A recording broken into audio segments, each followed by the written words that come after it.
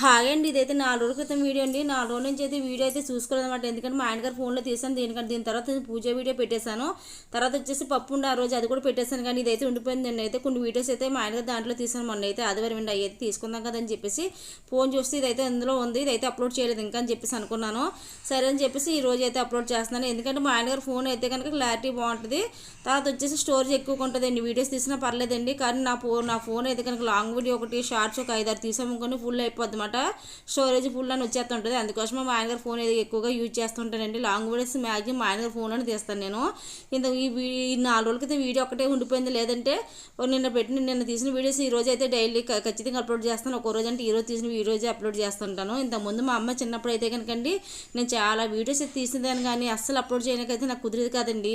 అలాగా ఇంకా ఏం చేస్తాను, తీసి 10 రోజులు 15 రోజులు చూసిందనమాట. తర్వాత అయితే మళ్ళీ అవి అయితే డిలీట్ చేస్తానమాట. అప్లోడ్ చేయలేక కుదిరేదాకా డైలీ అప్లోడ్ చేసింది, కానీ 1-2 వీడియోస్ అలా షార్ట్స్ అయితే అప్లోడ్ చేసిందని. లాంగ్ వీడియోస్ అయితే ఎక్కువ అప్లోడ్ చేస్తాను కాదండి. నాకు కుదరక మా పాపతో అయితే కనుక ఇప్పుడైతే కనుక ఖచ్చితంగా మిస్ అవ్వకుండా అప్లోడ్ అయితే చేస్తానండి. ప్లీజ్ మీరైతే లైక్ చేసి సబ్స్క్రైబ్ చేసుకోండి.